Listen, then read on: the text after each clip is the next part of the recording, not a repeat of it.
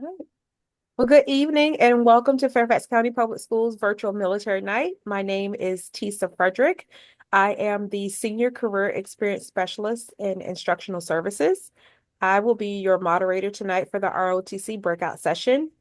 This session will be recorded. If you experience any tough technical difficulties or need to leave the session early, the recording will be available. If you have any questions as the panelists are speaking, please drop them in the chat below and we will address them at the end of the session. Thank you. And let's begin with our first presenters, who will be Mr. Randy and Mr. Frank. Good afternoon, everybody. My name is Randy Ray. I am the Recruiting Operations Officer for the Georgetown University Army ROTC program. Frank, you want to introduce yourself? Sure, and I'm Frank Liccamelli. I'm a Recruiting Operations Officer for the George Mason ROTC program.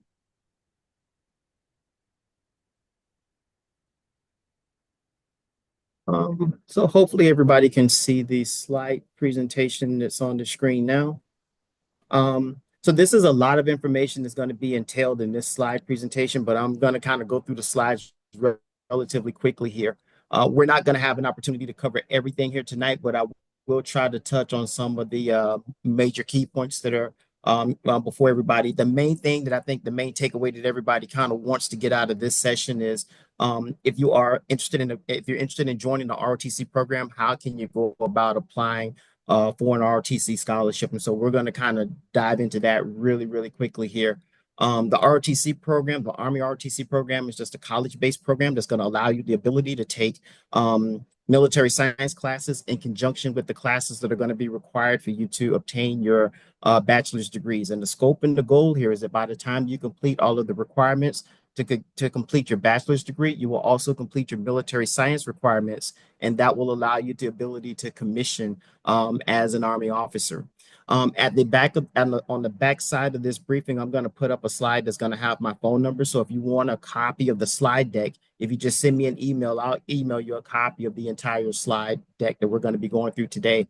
Like I said, some of these we're going to go through relatively quickly here, just to kind of get you to the important sections that you need to kind of be familiarized with here.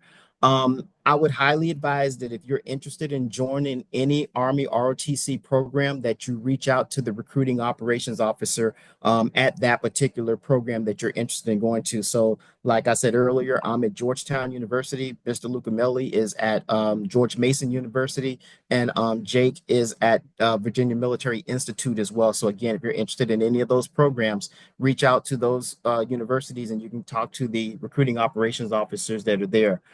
There are 17 basic branches that you can branch into as an Army officer. So these are 4 that are here, and then there's another 4 that are here. And then these are some other branches. So there's a lot of career opportunities that are available for you to branch into once you complete your training through the ROTC program. You'll go to an additional course that is called BOLIC, and then during your BOLIC training, that's where you will receive the additional training into becoming into whatever type of Army officer that you're going to be serving into in the future there. So the main question is, well, where can you take ROTC at? You can do ROTC at over 1,000 colleges and universities across the United States. And like I said earlier, I'm at Georgetown.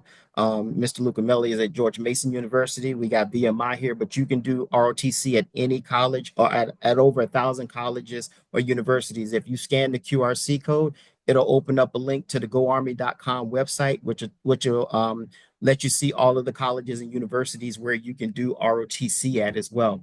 In addition to that, you can also do ROTC. There are 6 senior military colleges where you can do ROTC at as well. So if that's what your interests and your goals are, that's what you can get involved with there as well. And then there are 4 junior military colleges where you can do ROTC at as well. So again, just a lot of opportunities, just depending upon what type of college experience you want to have is going to make that determination on which pathway you decide to go through, should you decide you want to apply for an ROTC scholarship. So again, there are 2 pathways for high school seniors to become Army officers. One is the Army ROTC program, and of course, the other one is the United States Military Academy. And so last year, each year, Cadet Command awards out national scholarships and campus-based scholarships to high school seniors, and then also to students that are located on the campuses as well. So if you apply for an ROTC scholarship and you happen not to get one, but you go to a college or university that has an ROTC program, you can also compete for a scholarship once you get on campus as well. So with an ROTC scholarship, you can apply an ROTC scholarship through the national boarding process. You can receive one of two types of scholarships. One is a 4-year scholarship, and the other one is a 3-year scholarship. If you're a 4-year scholarship winner, that scholarship can be applied towards tuition and fees, or you can apply your scholarship towards room and board. If you're applying your scholarship towards room and board, the entitlement will cap out at $12,000 a year. That'll be paid $6,000 in the fall semester, $6,000 in the spring. If you're applying your ROTC scholarship towards tuition and fees, then it'll cover tuition and fees at your college or university of choice.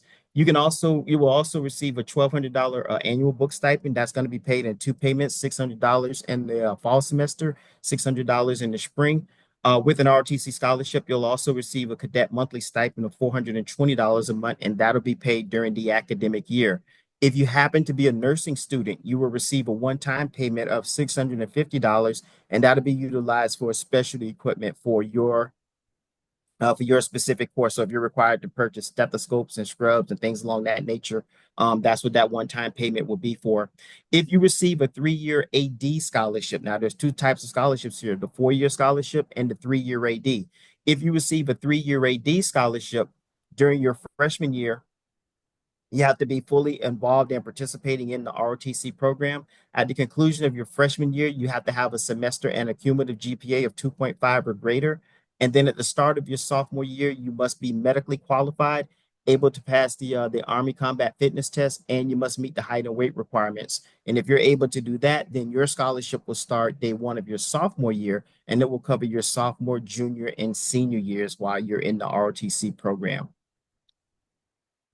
If you're interested in applying for an ROTC scholarship, you can visit the goarmy.com/ROTC website, and this is the QR code for that. Every year we have 3 scholarship boards. The first board will convene in October, second board will convene in January, the last board convenes in March, and you can pick up a 3 or 4-year scholarship on any of the boards. So the scholarship is basically awarded on what's called a whole person score. And so with that, the pie chart in front of you basically is just an indicator to let you know that in order to receive an ROTC scholarship, you have to do a lot of things very well. You just can't do one thing really outstanding, but there's a mix that goes into being awarded an ROTC scholarship, into being awarded an ROTC scholarship. So you want to be that well-rounded student that's applying for an ROTC scholarship. So this will kind of give you an idea of what you're looking for as you're going through this process as well. The remainder of the slides, again, this is a much longer brief here, but there's going to be 3 basic things that you'll have to do as a cadet in the program. The first thing is going to be your military science class. Second thing is going to be your physical fitness training, and that will occur in the mornings before your classes get started. And then there's also going to be a lab exercise or lab portion as well, where you'll have an opportunity to go out and practice in the field environment what you've been learning in the classroom as well. And so again, I know it was very, very quick. I apologize for running through the slides as quickly as we did, but I wanted to try to get the baseline information out to you. Again, this is my point of contact information. If you send me an email, I will also reply back with, I'll send you Jake's information, and I'll also send you Frank's information as well. So if you're interested in either VMI or George Mason University, you can reach out to them directly. Or if you just want more information, or if I went through the slides kind of quickly and you want additional information, you can always just feel free to give us a call, and I'll do the best I can to either answer your questions or point you in the right directions as well. With that being said, I'll turn it over to Mr. Lucamelli in case I missed anything along the way, because I know I was going pretty fast. But I thank everybody for logging in today as well. Okay, thank you, Mr. Ray. Just a couple of things I want to add on to that. As you can see in the presentation, there's a lot of different opportunities, a lot of different branches, all that stuff you have a chance to experience and learn about while you're in school. The one thing I'll add on the scholarship piece is bear in mind, if you're a high school junior now, now's the time to start looking into this because the application will open on 12 June this year. And so you want to get in there, open your application in the portal, get started, get your documents together, and you want to be sure you get the best possible application before you send it forward to the board, because even though there are 3 boards and your application will carry forward from board to board, it will only be scored one time.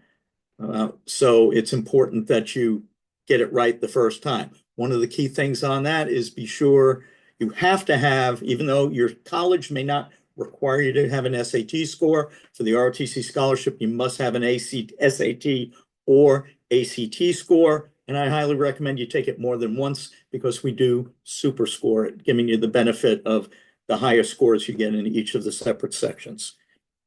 I'm going to shift gears a little bit. One of the areas that I have some expertise in, I'm a retired medical service officer and used to be an Army Medical Department recruiter, is for those of you who are interested in healthcare programs. Through ROTC, there are some opportunities there. We mentioned already about the nursing students who are in the program, and again, get some special additional benefits there. Also, with some of the programs at each individual college, there may be other benefits in addition to the base ROTC scholarship that you can use. For example, at George Mason, I can speak best to that. Number one, we have an agreement with the school so that if you're in the School of Nursing or in ROTC, when you reach the point at going into your 3rd year, when you have to ensure that you are meeting all prerequisite minimums, the courses, B average, etc. As long as you have that, even if the school is maxed out on seats, and you're one of the persons that, okay, you made the minimums, but you didn't make it in the school, we have 3 guaranteed seats with the school. That's number one. Number two, as a nursing student in ROTC, you'll take what's called Nurse Summer Training Program, either normally after your 3rd year. It's basically 150 clinical hours that you get with the Army. We have an agreement where those are going to count towards your 175-hour clinical practicum. And the last special thing we have, and this is just apparently in our nursing program through the state of Virginia, they offer additional semester stipend for veterans, currently enlisted soldiers, etc., who are in the school, because we're a very veteran-friendly school. And this can include some of our ROTC cadets, depending on their status and where they're at academically. They offer them $8,000 living expense every semester. So that's just as an example. One last thing I'll mention, because I know there were some healthcare questions earlier. Somebody mentioned about medical school. When you get to the point where you're applying to a medical school in your junior or going into your senior year, you're going to take your medical college admissions test. One benefit you can get through the Army, and actually this applies for those of you applying out of high school for scholarship as well, for your SAT, HCT scoring. Army has a program called March to Success. Basically, it's the Peterson Review Course for those standardized exams online for free, to include 8 practice exams. So you can really prepare yourself for those standard tests. But specifically from the medical college admissions, when you're in your junior year of college, they also offer you 2 full practice exams for free. So that's an additional benefit. As you go in your senior year, if you apply to medical school or dental school or certain other health professional programs after undergraduate, you can apply and get a full scholarship through the Army. It's one of the best deals we have. Imagine going fully funded at any U.S. medical school, full tuition fees. You're a lieutenant while you're in the program. In the reserve, you're getting half lieutenant's pay, $2,400 a month stipend, double the book allowance from undergraduates, about $2,400, and 45 days of active duty each year. So if you do have questions on that, please, after the meeting, you guys can reach out to me by email and I can try and answer that. I see we've got a couple of questions. I'm going to try and answer them live on here. what makes ROTC better than JROTC? Even if you do 3 years, you still end up in E3. Well, first off, it's not that it's better, it's just different.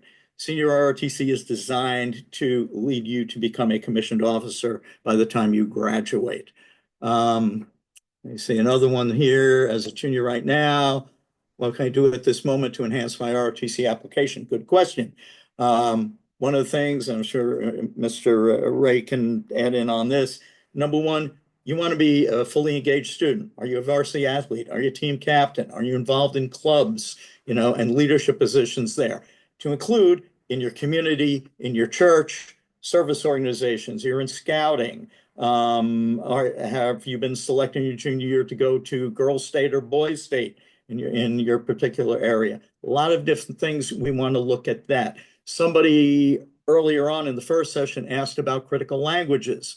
Currently, there's 5 critical languages that the military is looking at: Russian, Chinese, Korean, Swahili, and Arabic. However, any second language skills you get, you want to put that stuff in your application. Any special talents you have. I'm a black belt in Taekwondo. I, mentor kids on weekends, things like that. I work part-time, full-time. All that stuff is going to benefit your application because it says something about you, your maturity, your, joining organizations, and again, getting involved where you can begin to take leadership roles.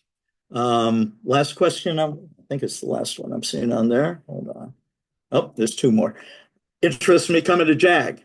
How might this work with ROTC program? It's separate program. Again, that's after your undergraduate.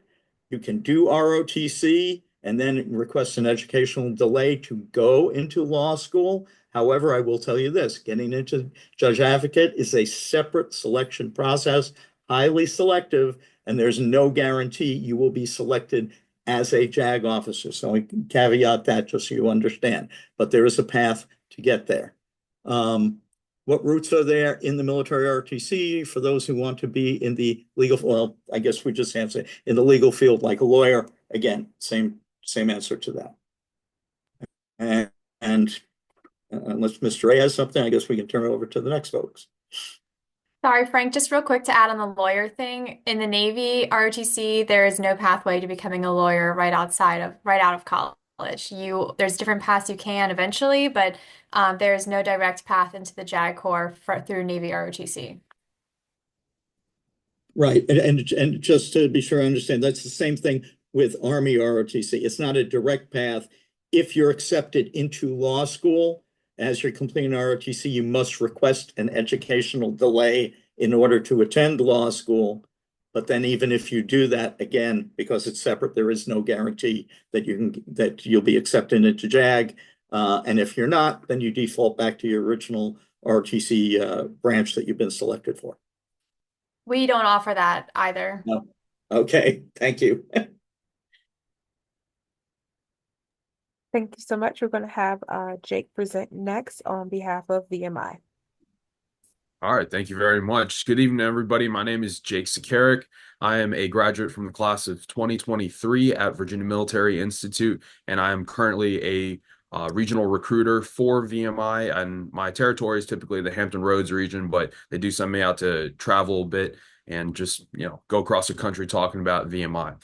So one of the points that I really want to hit on tonight is just the aspect of being a senior military college, which VMI is. So if you were paying attention to Mr. Ray's presentation earlier, there was a list of, different programs with ROTCs, and then you had the list of senior military colleges, which there are 6 of in the United States, VMI being one of them. And effectively, what we do a little bit different than just the other schools' ROTC programs is that first and foremost, our lifestyle is 100% military, being that you are living in a military style barracks every single day.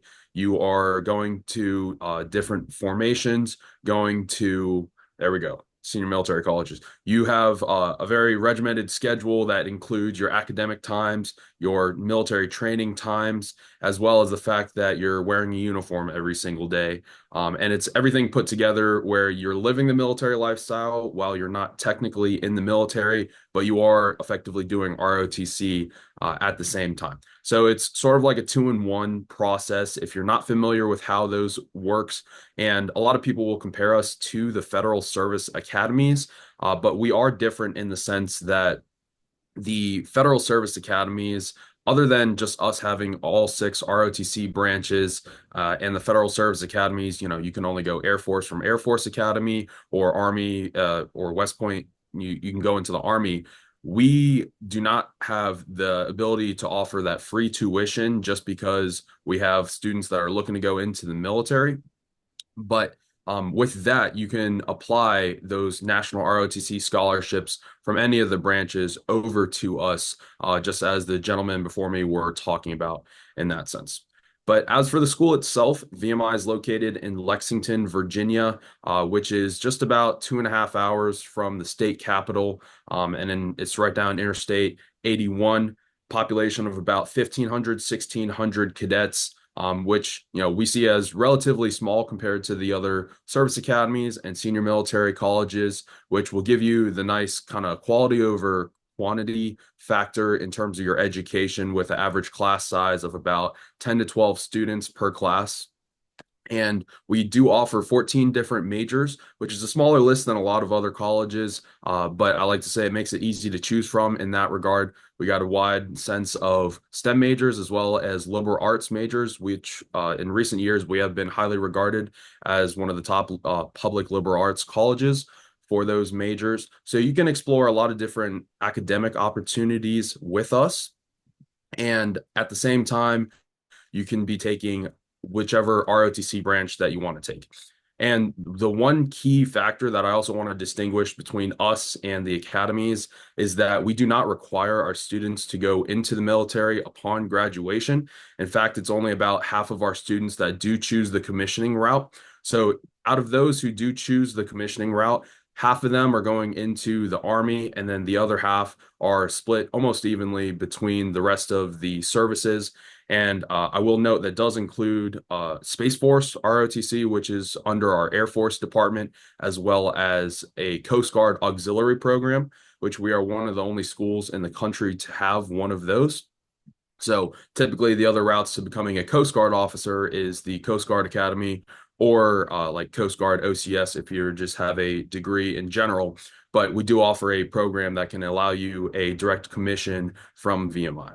But again, going back to the fact that you do not have to go into the military after graduation, the other half of our students that choose not to commission, they will go into a lot of various different fields, everywhere from, just taking their degree into the professional realm, and then going into other fields such as government contracting. We have a lot of employment partnerships and relationships with all of the federal agencies.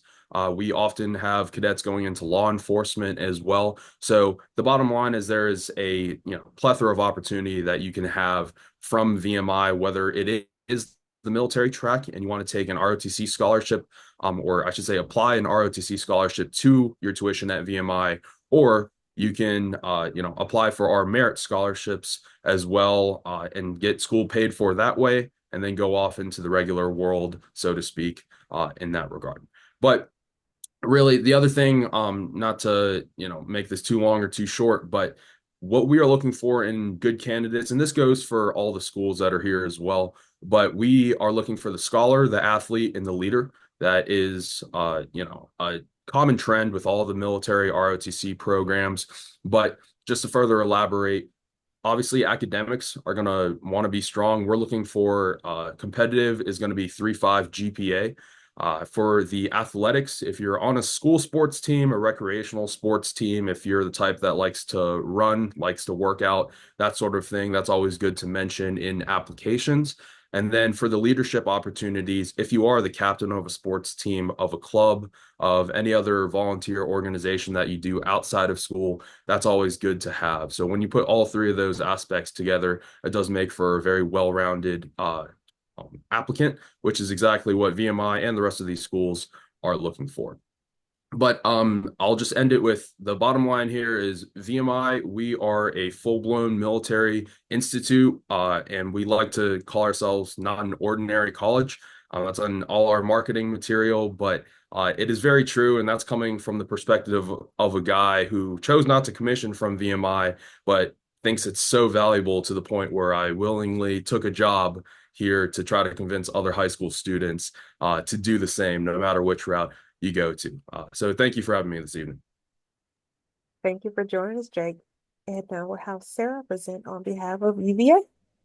All right, thank you. So there's going to be two links dropped in the chat that y'all should have access to. The first one is the link to UVA's NRGC website. There you can see pictures and specific information pertaining to ROTC life at the University of Virginia. And then the second link is to the Navy Education Training Command. This is the link to the Navy Scholarship. So if you are a junior going into your senior year, and you want to apply for the Navy ROTC scholarship, it is now open, and you can see where to apply on this website, as well as it'll provide you with a lot of other information pertaining to the ROTC scholarship. So you can apply now, and let's say you don't receive the 4-year national scholarship. That does not mean you cannot come to the University of Virginia and join the Navy ROTC program. You can still join our program if you do not have a scholarship, and you will work with staff members to pick up either a 3-year, a 2-year, or advanced standing. If you do not pick up any of these different options by the end of your sophomore year, then you would not be able to continue with the program, as I mentioned in the earlier session if you were there. So some of the benefits of the Navy ROTC scholarship, it will cover $180,000 worth of tuition. That's over 4 years. And so University of Virginia certainly covers that since you guys are all in state. But if you go to a more expensive private college, then it may or may not, depending on what it is. Similar to Army, you can also use that scholarship to pay for tuition if you have a full academic scholarship from something else. So you're able to use that interchangeably. You also receive a stipend, like a monthly allowance and a book stipend. So those are benefits you also receive. But one of the coolest things that I think the Navy ROTC scholarship provides you is your summer training. So I mentioned in the earlier session, if you were here, that after your freshman year, you go on something called Courtramid, where you spend a week with the different communities, a week with aviation, submarines, surface warfare, and the Marine Corps, just so you get exposure to all that the Navy has to offer, to figure out what it is that you want to do in the Navy. But your cruises don't stop there. Every summer, you'll continue to go on a cruise until the summer going into your senior year. You can go on any type of community cruise you want. So if you want to go fly with jets or go to an aviation squadron, you can do that. If you're interested in special warfare, it is selective and you have to apply, but you can still go, hang out with the SEALs in Coronado or go do EOD dive stuff in Florida. You can go on a submarine again, or you can go on a surface cruise. So everything opens up, and all of that is just to help you figure out what you want to do for a service assignment your senior year. So this, again, will be a direct path into commissioning into the Navy. We do have some academic requirements, so you will be required to take specific classes, calc and physics being the primary ones, English, a cultural awareness, and a national security class on top of all of your additional naval science classes.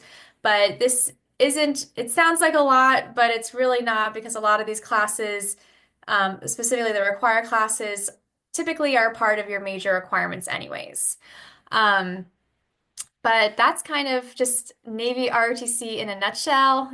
You have access to our websites if those bring any questions, and I'm happy to answer any specific questions. Thank you all so much for presenting. We have a hand raised.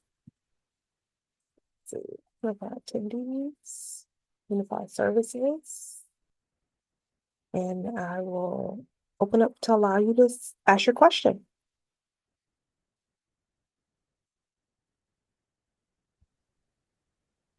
Hello, can you hear us? Yes. Thank you. My name's John, and my son James is interested in the ROTC program. I'm retired Navy myself, and did a 4-year ROTC scholarship, but that was also a long time ago. And I'm curious what the tier the tiers of majors.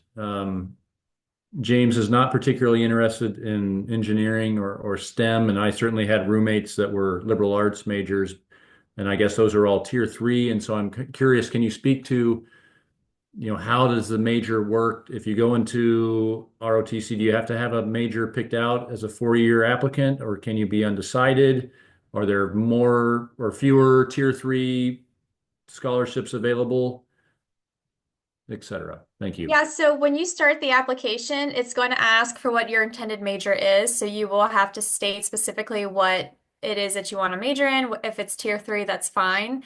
I'm not saying that the Navy will not accept you. There's certainly a possibility that they will. As I said earlier, they will look at the holistic application. And this is common for all of the presenters today. We're looking for the scholar, the athlete, and the leader.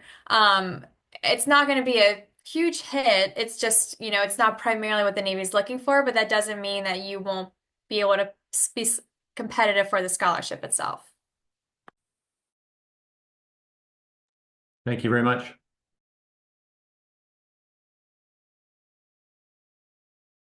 We did have a couple more questions in the chat, so I'll go ahead and present those to you all. The next question in the chat was, can you get a scholarship for law school just like med school with HSPS?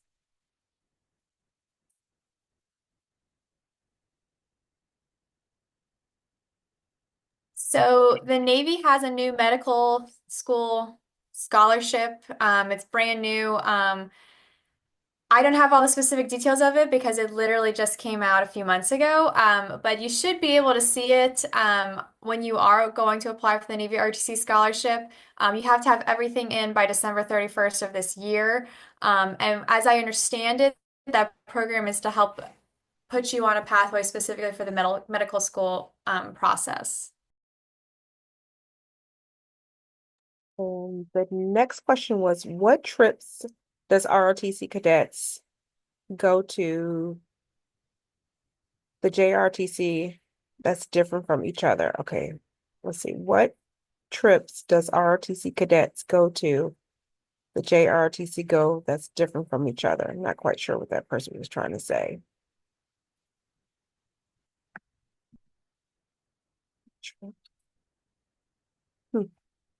Okay, if whoever wrote that, can you rewrite your question again? And I'm going to go to the next one. The next question is, how is VMI similar or different to Virginia Tech in regard to the senior military college aspect? Yeah, so our biggest difference with tech is mainly the fact that 100% of our student body are cadets, while Virginia Tech is only a smaller population within their entire student body. So that also leads to, of course, at Tech, they have over, 200 different programs that you can major in and study academically, while we do have 14. So it's a little bit more streamlined with us as well. But even just for the sake of the Corps of Cadets, our Corps of Cadets, again, we do offer that Coast Guard program. We have all the ROTCs. I know Tech has the Air Force, Army, and the Navy. So we do offer a little bit more flexibility. Both of our schools do have the option to either pursue a commissioning track or not pursue a commissioning track. But on average, VMI does produce more officers every year through ROTC than the Virginia Tech Corps of Cadets. And we also produce more career officers in the military in general, even compared to the federal service academies. And really all that means is that our officers that graduate and commission from VMI, they stay in the military a little bit longer than any of the other schools. So that's just a couple of the key differences. The last one is that VMI actually founded the Virginia Tech Corps of Cadets. So if you want the original, then VMI is the way to go. Thanks for answering that, Jake. Next question is, which branch of the military / ROTC gets to travel the most on average?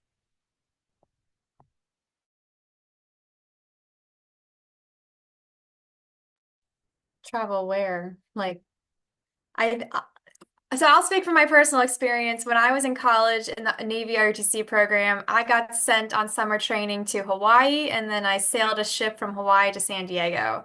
And then my senior year, I got sent to Scotland, participated in NATO operations as a midshipman. I was still in college. And then I sailed home because the ship was coming home from deployment. So, a lot of it's just based on operational like what's going on operationally, what the ships or other units are doing. Specifically at UVA, we will take, if you're a Marine option, you get to go to Quantico a lot, which is really fun for the Marines. And if you are a Navy option, we take the students to Norfolk once a year just so they can get exposure to the fleet. But I don't know how really to answer that question more specifically. It's really just dependent on, what's going on in the world. Yeah. I think for the most part, I think all of the branches are pretty much going to do a lot of traveling. I know during my time in the military, I spent time in Korea and Germany and multiple installations across the United States as well. So it just really all depends on how you want to see the world and what you want to do. But I think everybody is pretty much doing a lot of traveling. You'll get a chance to see a lot in the world. And I can add to that besides what you're going to see plenty of once you're out after college in the military, even as Ms. Cruz was mentioning, as a cadet, there are going to be some opportunities, that Army ROTC, Air Force, each of the programs offers opportunities for you to travel and experience things while you're in college to see what kind of tracks you want to go on. So I can tell you, for example, I mentioned the medical and the nurses before. Nurses have a chance to go to a nurse summer training program, get those 150 hours. They can do that at any one of 10 major medical facilities all around the world. They can go to Korea, they can go to Hawaii, they can go to Europe, etc. And there's other programs like that for the cadets after you complete your summer advanced camp training, which is between junior and senior year, where depending upon what's available, what you're looking into, branches, etc., you can go just about anywhere in the Army. Again, depending what's specifically available at that point, you can get tied into. Okay. Well, there you go. Just depends on what's going on in the world.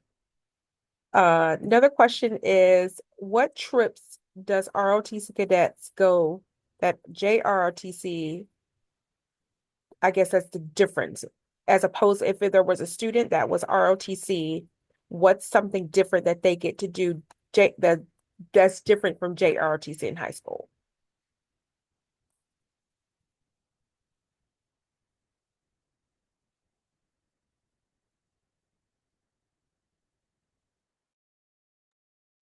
I mean, the Well, only thing I can say is add in, what I already just mentioned there about talking about traveling and things like that, that you're going to have a variety of opportunities at the college level, no matter what ROTC program or service program you're in, versus some of the things that you're going to do in JROTC, which are generally going to be more local, regional. You may participate in some of the national programs, like I know in case of the Army, if you get to go to Raider Challenge at Fort Knox, Kentucky, or the Junior ROTC Leader and Academic Bowl in Washington, D.C.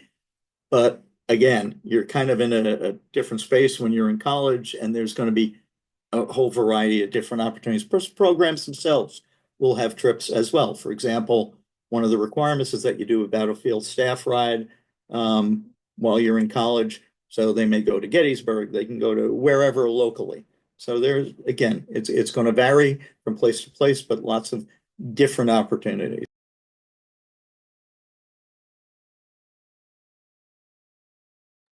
all right.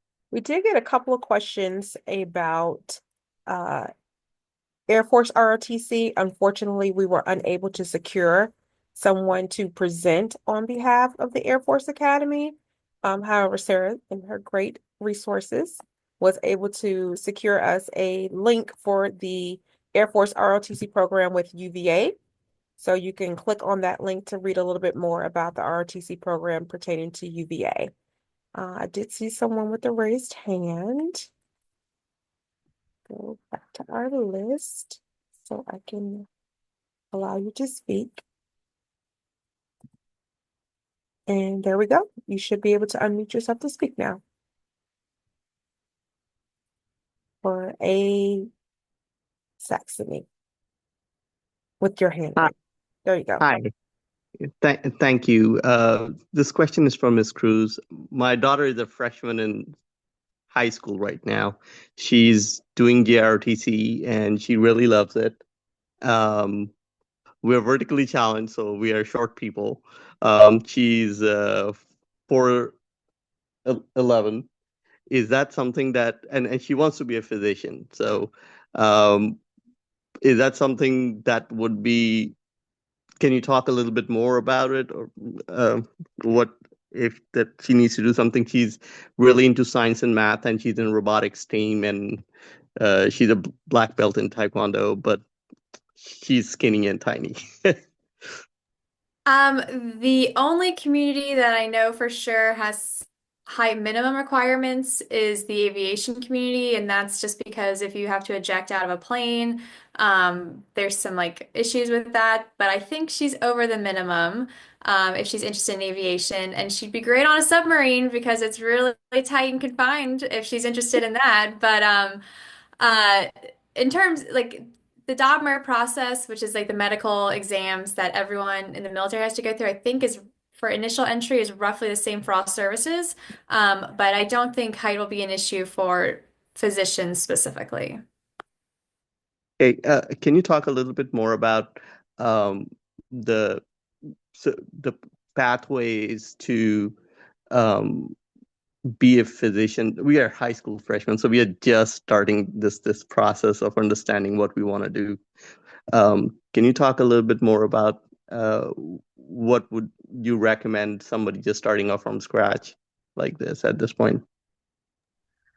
So for the Navy specifically, the Navy ROTC scholarship is primarily for unrestricted line officers, which are people going into the aviation community, surface warfare community, submarine community, and special warfare community. We do offer medical scholarships. We just started doing that, but it is very competitive and not a lot of people get selected for it. I do not know the exact number because I haven't been given those quotas, but I certainly would recommend maintaining a high GPA, and to ensure that you are competitive academically, participating in, different athletics, going back to that whole scholar, athlete, and leader, and then showing any type of leadership positions within your community, whether it's, being the captain of a varsity sports team, participating in your community groups, community service, etc. Definitely looking into that. There is a possibility for you to, if you don't receive the medical scholarship, to apply for medical school, but that is solely based on quotas for your specific year group, and it's not guaranteed. Otherwise, if you don't get a medical scholarship, if you are not able to apply for medical school when you're a senior in college, and you commission into one of the unrestricted line fields, then there's a possibility to laterally transfer into the medical community, but that is many, many years in the future. So right now, I would just focus on ensuring you kind of excel in all three of the areas that we've discussed tonight. If I can add on to that in terms of preparation, since you're saying you're real early on in the process, as you're going through, in high school, some of the things you want to look at, of course, across the board, you want to excel and do well academically. You also want to look at, does your school offer AP and honors classes? Can you do anatomy and physiology? That's going to help you out, not just, then, but once you get into college as well, because if you're going to take some of those classes, either as a prerequisite or as an elective, it's going to help develop you along the way. So you're starting out in high school. I know particularly for our nursing students, I talk with them a lot about that because first semester, freshman year in college for a nursing student, you're getting anatomy and physiology 1 and the next semester 2, and it is an extremely difficult course. Those who've done it in high school, it helps. So if you can get into those kind of programs early, that's going to help you. Look around into other opportunities available through your school, through your community to, start getting involved in the medical, side of things so you get prepared that way. a lot of what you're going to ultimately do is really going to happen once you're in the college level. You have those four years to not only do the academics and you need to excel in them, but also to look at and explore what are some of the other opportunities out there. And a lot of this, whether it's for medical school or anything else, the same kind of rules apply. Are you active? Are you involved? Are you out there as a leader? That's going to help you both to get into medical school because they want a well-rounded person, as well as to potentially secure a scholarship. Thank you very much, both of you. Appreciate it. And thank you for your question. We're going to go back over into the Q&A. We have a question. Once an NROTC application is submitted, can it be updated? Example, scoring a higher SAT score or earning Eagle Scout, or is it like the ROTC program mentioned where it is only scored once upon submission? I don't believe you can go back in and update it. I'm like 99% certain that once you submit it, it's done. You can always write a letter to the board to see if they'll take it, but once the application's submitted, there's no going back. I can tell you on the Army side, and I'm not sure if you were just addressing Navy specifically with the question, but on the Army side, even though, like I said, it gets scored one time, if, for example, you got a higher physical fitness score or a higher SAT score after you have submitted, that will increase your score, but only very, very little, primarily because your overall score has already been done based upon that previous physical fitness, previous SAT score. So it's going to help you very little. That's why I say better to hold off to a later board and present the best packet possible. And that feeds right into the next question, which is what is a competitive SAT or ACT score for the ROTC scholarship?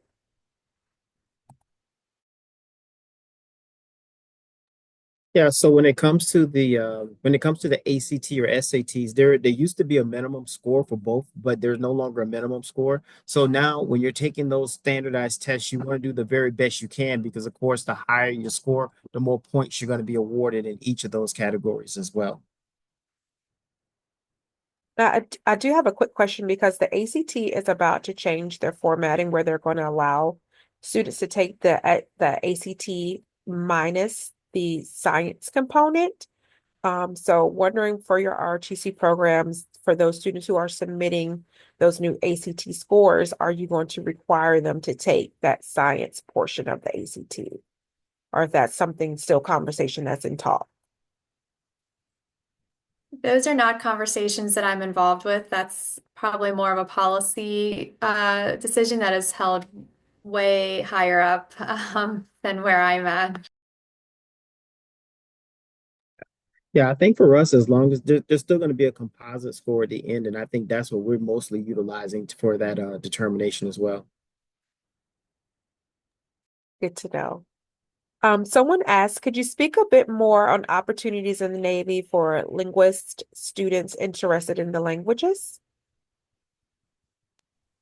So for the Navy specifically, we do not have any direct pathways into being a linguist. Honestly, probably more of a collateral duty.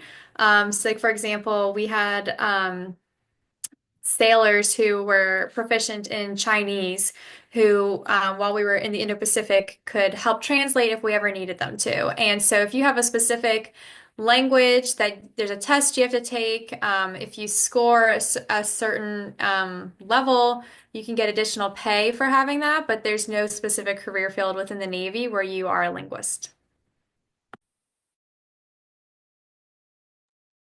All right, the next question says, if I were to do basic training over the summer and enter the reserves, would I qualify as an independent household eligible for financial aid?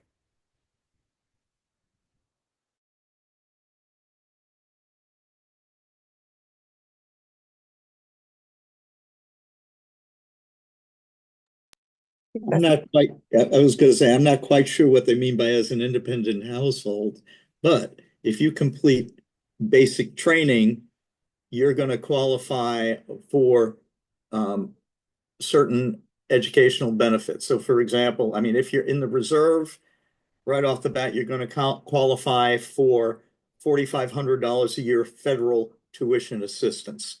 It's offered at $250 per credit till you hit that $4,500 maximum for the year, and then it restarts again the following year. And you apply for that prior to the beginning of your semester, so beginning 60 days prior. In addition, I'll shift over to the National Guard side. Basically, here in Virginia, if you join the Virginia National Guard, they offer you up to, in addition to the $4,500 federal tuition assistance, state of Virginia offers you up to $20,000 a year state tuition assistance, $10,000 per semester. Okay, and as you do that, if you will, the lack of a better term, the obligation is that each time they pay you, they're expecting you to continue drilling as a guardsman for the next 2 years. And I can tell you this, we have students in our program who have joined the National Guard, gone to basic training, have utilized this program, okay, and then when they contract with ROTC, which is when you really fully commit, normally up prior to your junior year or in your junior year, at that point, if they're non-scholarship, even though you're in the National Guard or Army Reserve, you still have the option to go into active duty. You're not just single track. But again, that's something, you can discuss down the line with a local, one of our recruiting ops people at a particular school. Yeah. And in addition to that, also, we also have cadets that are in the program that are members of Army Reserve and National Guard units that have not completed basic training, but they're also a part of a special program that's called a simultaneous membership program. And this is a cadet that is a drilling member of a National Guard or Army Reserve unit, and then also an ROTC cadet at the same time. Each year, Cadet Command provides specialty scholarships for those individuals that are interested in doing that as well. Those are referred to as Minuteman scholarships. You can also have the ability to compete for Minuteman scholarships as well, and you can utilize those at colleges and universities across the United States as well. So only caveat with the Minuteman scholarship is that you have to know at the time that you accept your scholarship that you want to stay in the Army Reserve or National Guard components upon commissioning, because once you complete your studies, you'll have to commission into one of those independent branches. It completely takes the option to go active duty off of the table, but it does provide you with the means of providing for your educational benefit, and then also serving in the National Guard or Army Reserve component, and also earning drill pay while you're a cadet in the ROTC program as well.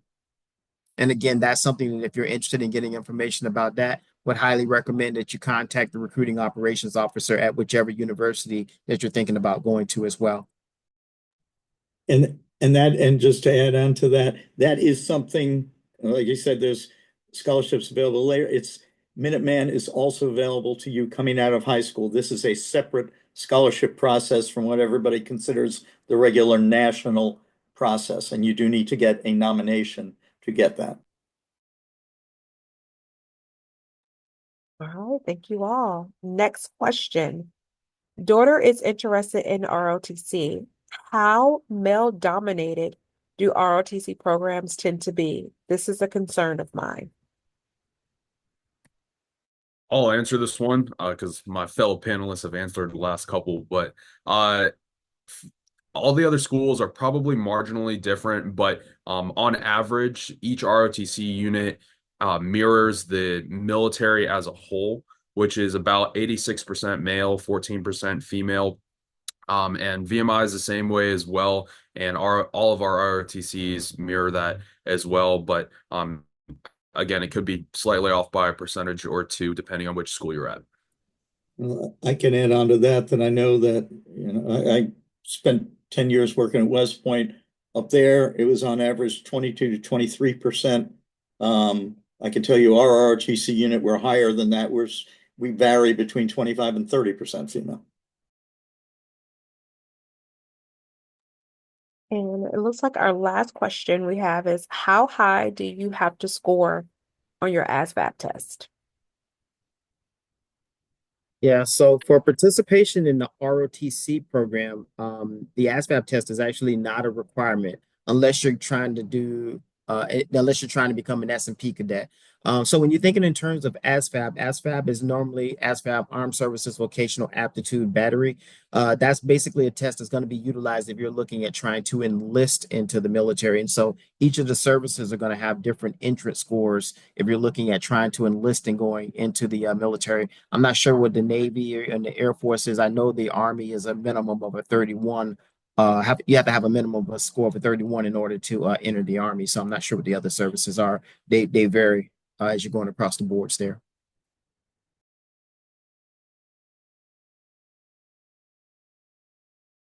All right, looks like we had one more question come in that says, is a congressional nomination required for an NROTC scholarship? If not, will it help you with your package?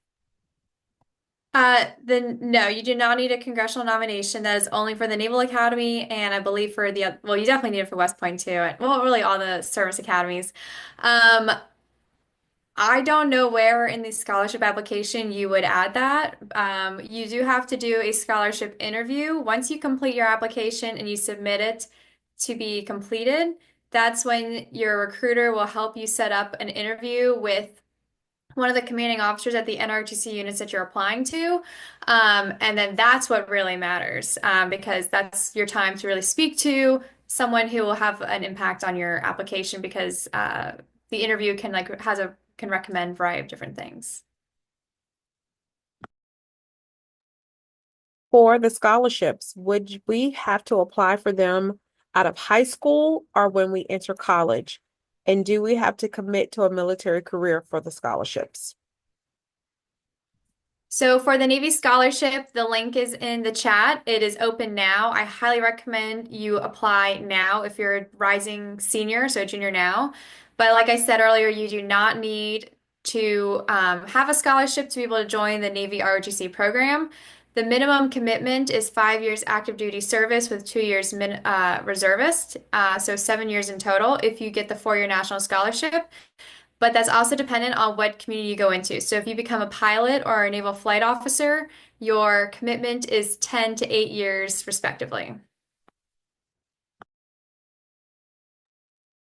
And another question we got, can you apply for more than one ROTC?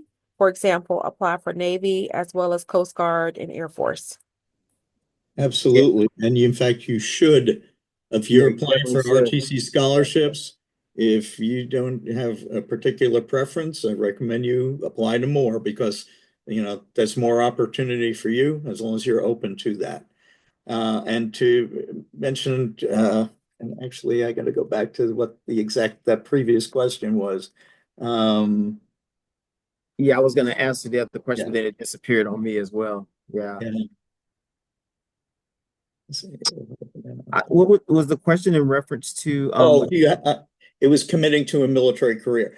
No, you don't have to commit to a military career. And in fact, when you get a scholarship, whether it's a 4-year or a 3-year advanced designee scholarship or a campus-based, even campus-based, okay, you are not fully obligated to the military until day one of your sophomore year. Okay. We know you're coming out of high school, you're exploring in college. We're going to give you the opportunity to explore and say, hey, this is great, or, this isn't for me. Okay. Nobody's going to twist your arm about it as long as you make your decision. Like if you're on scholarship prior to the beginning of your first day of sophomore year. Okay, and when you commit to that, that's again to the normal commitment for the scholarship, which is 4 years of active duty, or depending slightly different with the reserve. Yeah, and then in reference to applying to more than one ROTC program, I would definitely recommend that, because what you're going to find out as you're going through this process is that different services are going to be able to offer you different things. Some scholarships may be may be more contingent upon telling you which career fields you can get into. Some are not going to be that way. Some are going to offer academic majors that are at certain universities. So you're definitely going to want to apply to multiple ROTC programs as you move throughout the process as well. Then that way, when you get into January, February timeframe, you now have that ability to kind of move around and pick and choose what you want to do as well. Whereas a lot of students will just get into one frame of mind for one ROTC and then they don't do anything else, you're going to want to apply to multiple through this process as well. And as far as would you have to apply right out of high school or when you enter college? Okay, for the National ROTC Scholarship and for the initial Minuteman, if you're nominated, that takes place while you're in high school. As I mentioned earlier, I'm not sure if you're on 12 June, after you finish your junior year on 12 June this year, is when the portal opens up to apply for a scholarship. Right now, there's plenty of high school scholarships. Are there opportunities for on-campus scholarships? Yes, they are. It varies based upon funding availability, and you don't have to specifically apply for that. You can talk to your instructor, say, I'm interested in it. You're automatically going to be considered for that based upon your order of merit in your class, which the primary thing that's going to impact your order of merit is what's your GPA like? How well do you do in college? And how much do you participate in the program? All right, we have two last questions. One is, what happens if you try to leave the Army before the end of your contract without a good excuse? I think that's the answer you don't want to find out. Yeah, that could be a tough one. If you have a scholarship, the Army's probably going to want their money back. So yeah, I would probably say if you're going to, and it's not just the Army, it's any of the services as well. Sit down and really, really think really, really hard on the commitment that you're getting ready to get into. I mean, these are great opportunities to take advantage of, but you just got to make sure that this is something that you definitely know that you want to do before you enter into them. Yeah, definitely. That's always a big concern. And there are payback, and payback can be paying back your scholarship itself. There's also, and it's rarely, but I've seen it, you can pay back as an enlisted person on active duty. And to answer that last question too, related to the application, the deadlines vary by service. I believe, you can correct me if I'm wrong, like Navy and Air Force, I think around December timeframe. I can tell you with the Army, since we have 3 boards and they go forward to March, you must have an application opened prior to the first week in March of your senior year, worst case. I mean, you're putting it right to the deadline then, and you must have it completed within the next week. So you do have a larger window with the Army. Army needs more people, so we have a lot more boards and opportunities. Navy requirements, you have to have it in by January 31st. And we meet more than 3 times. We meet pretty regularly, starting in the fall, because that gives most of the people who've started their applications throughout the summertime to get those reviewed. So, but like I said, start early. All right. Well, thank you all so very much. We have reached that 8 o'clock hour. So we want to be respectful of your time. Thank you, panelists. We really appreciate your input, your feedback, and just your wealth of knowledge. Thank you to all of our participants who came out this evening. Again, this will be recorded and shared out later. So again, thank you, everyone, and I hope you all have a wonderful evening.